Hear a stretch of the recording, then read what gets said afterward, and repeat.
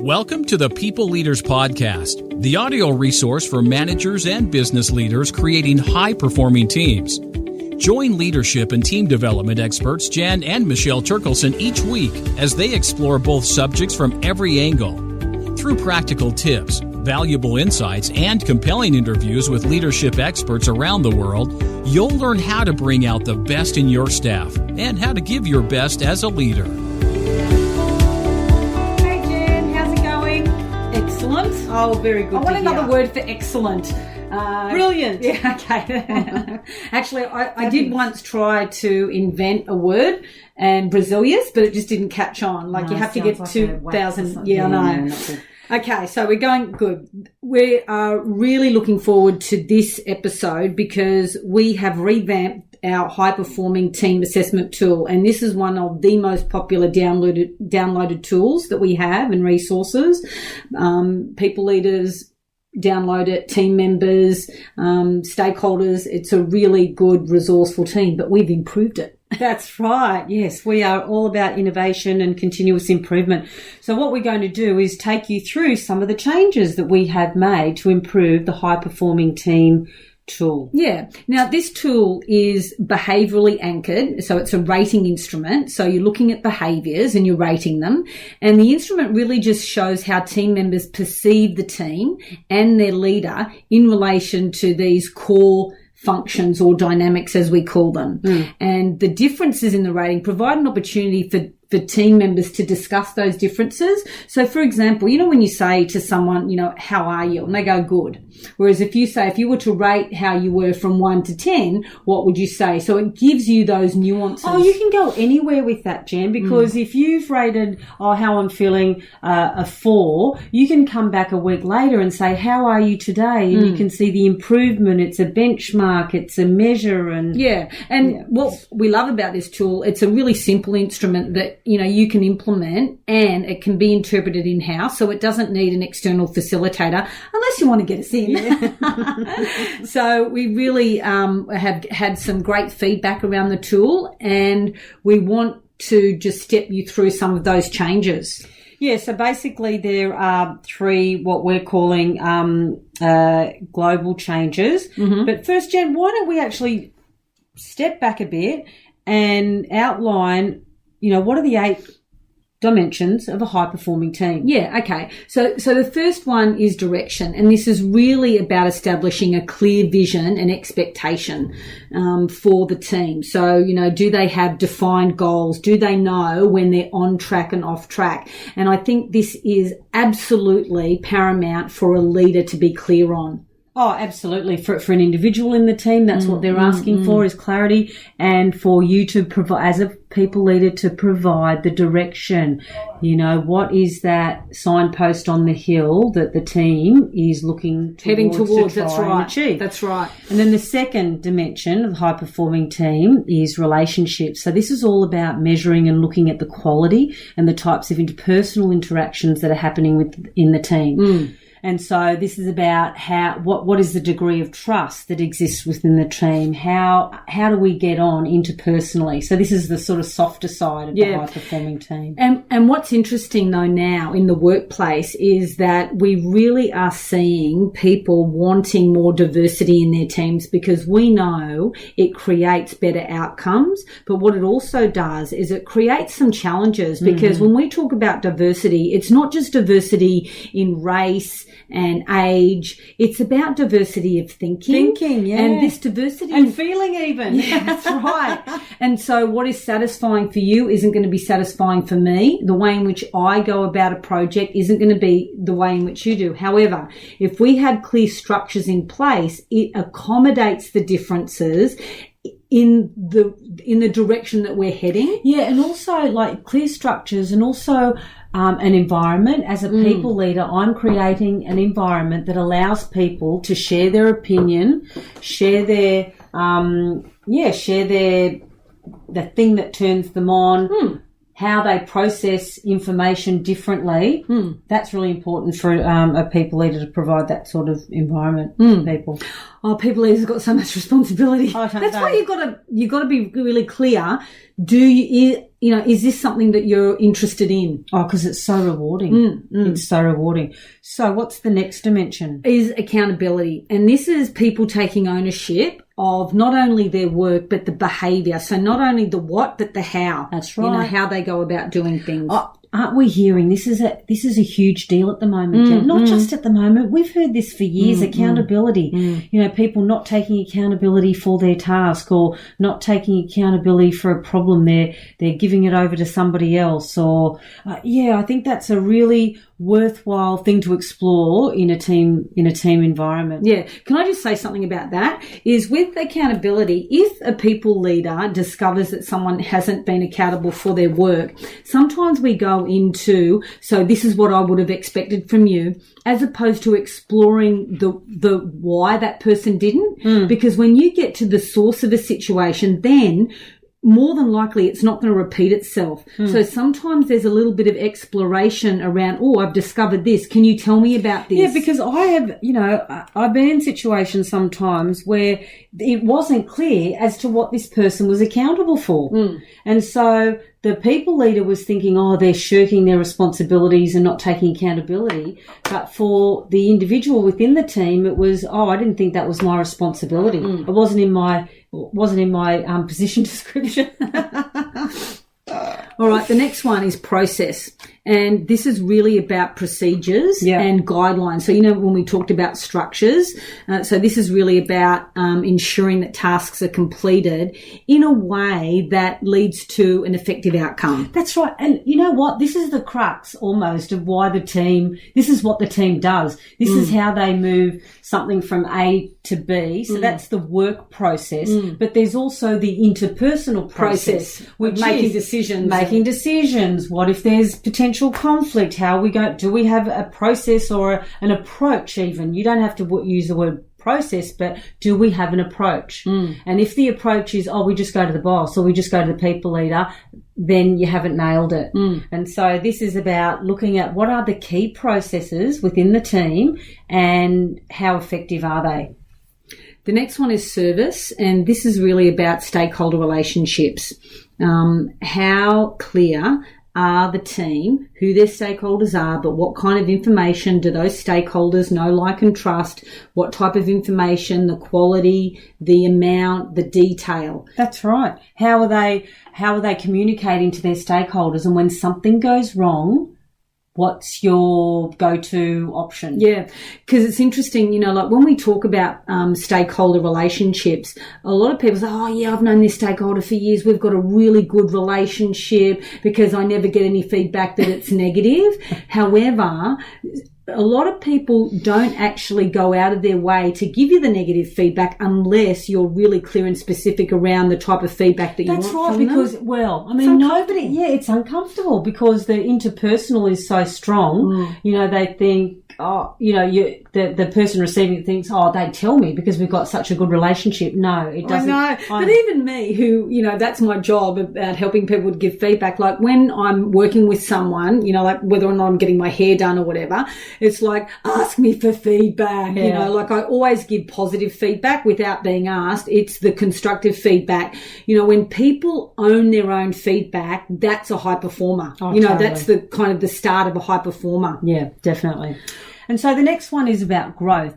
So this is about the personal and professional development elements that exist within the team. Are you as a people leader providing the opportunity for your team members to grow and develop?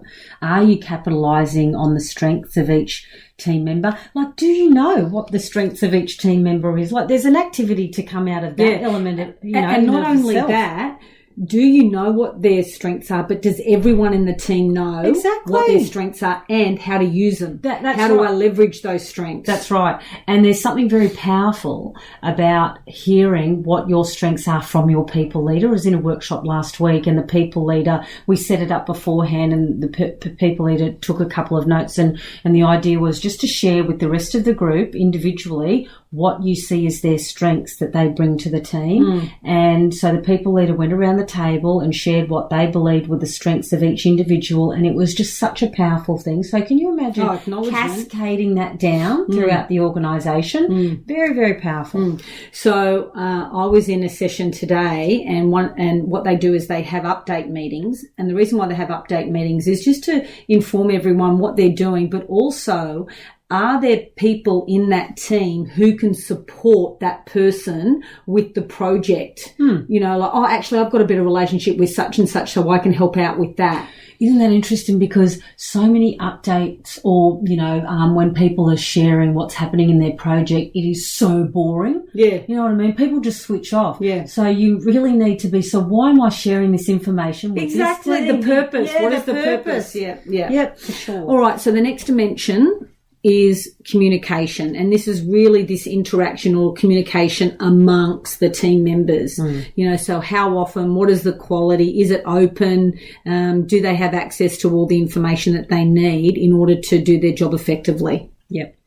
And then we have one of our very favourites is renewal. So this is about resilience and well-being of each of the team members. As a team leader, you'll hear us saying, so what are you creating in terms of the environment that allows people either time throughout the day to spend time on their resilience and well-being? Are you taking advantage of those opportunities that exist within the organisational structure for people to tap into that? Yeah, and also the flexible working hours, bringing animals into the workplace and things like that. So there are opportunities. And sometimes you don't know unless you ask. That's right. And we also talk about, you know, the flow and the rate of work coming in. Is it challenging enough, or is it just, you know, is it just too much and people are frazzled? And this is the important thing of a people leader, is try not to assume, ask. You know, like if you think, oh, I don't want to add more, you know, to their list, ask. This is a situation I'm in. This is what I'm thinking of doing. I'd like some feedback. Yep. Okay, so let's go. Well, and we're just going to share with you why we made some of these changes and what they are. And so the next one is, so why did we decide to update the high performing team tool? Well, because we have to practice what we preach. It's like continuous improvement. You know, like every so often I go on to our website and I have a look at, you know, with fresh eyes. If someone was coming to the website, what would they see? And that's what we do with our tools. And plus we get feedback from people and we want to act on that feedback, and that's the reason why we updated it. So let's share what we actually updated. So what's new and improved? That's right. So basically I would say that there are like 3 global changes that we've made. And one of the first ones is that we have turned the language into more of an active rather than passive. So where we used to refer to the team does X, what that tended to do is depersonalize, and it was like, it's not me, it's the team, and I'm separate from the team. Like it's them or they. So we've said we, as an example, you know, we tend to, or we can freely take advantage of flexible work practices. Our team. Yeah, that's right. And I must admit though that this language is a feeling language. Yeah. And even though that there are obviously people who are high thinkers, part of the reason why we're doing this is that as a team, there is a collective, you know, that there is this collaboration, and this empathetic way that we operate is really important to develop a high performing team. That's right. Yeah. All right, so we had a look at the language. The second change that we did is that we changed the scale. So you know how we had the scale from 1 to 7? Now we've got 1 to 10. Yeah. And there are a couple of reasons why we changed that. And top of the list was for our clients. Yeah. Because it's easier for the clients to calculate if it's out of 10. And, you know, you can round them up to percentages, and so we had a look at some of the research, and a 10-point Likert scale seemed to work really well for and also our indicator. Also the way in which the brain likes to work. It likes to work in patterns and sees things. Now that eventually we are going to have the high-performing team online, so watch this space, we'll let you know. It is going to be easier to see, so where is there an extension in one particular area and where is there a dip. So these are kind of like your red flags or leverage points. It'll help with comparisons. Yeah, very good. Yeah, so it's easier to compare. It's, it's just easier to actually get meaning from it. Yeah, from a 10-point scale. And the third? Yeah, so we've had the active and the passive, we've had the Likert scale, and then the third, drum roll please, is all about the people leader. We have included a question in every dimension for the people leader or about the people leader. And again, this is optional. A couple of people leaders have felt a little bit trepidatious about us including this, like, oh, people are going to rate me. And again, you can choose not to fill this in. You can choose for your team not to fill the section in on people leaders. However, if you want to get some feedback that will allow you to do something differently, then why not get your team to fill in the people leader question? So we'll give you an example of the one in direction. My people leader does not have a clear vision and direction for the team versus my people leader has established and communicated a clear vision and direction for the team. So if you haven't done that, you would get a 1. And if you have done that really well, you'd probably get a 9 or a 10. What I love about these questions is the strategy is implied in the question. Like it's pretty obvious for you as a people leader what you need to get on with. If you haven't got any of this in place. Yeah, and you can test it. Yeah. Like what do you think our direction is? How do we know when we've hit the mark, when we're on track and off track? And I just love that simple tool. Are we on track or are we off track? Yeah, what's working, what's not working. All right, so that's the changes, what's improved and different. Also the people leader question. Now, some feedback is that should the people leader be concerned about the feedback from the team? And it depends. If the feedback's really poor, you might want to be concerned. But part of it is there is some, a challenge to get feedback from your team, especially if you're putting your heart and soul into being a good people leader and you're getting feedback that perhaps isn't what you think it is. So I think if I'm going to get feedback, I want to be in a state that I'm ready to receive it. So if your team has been going through extreme change and you are under the pump and in overwhelm, don't do it then. Set everyone up for the best result and success. Even though you still want a real and authentic feedback, set everyone up for success, including you as a people leader. So, you only grow by experimenting outside of your comfort zone. And so, this is going to feel a little bit uncomfortable. And if it's too uncomfortable, then I would one suggestion is get a third party to review the answers and collate them for you. Right.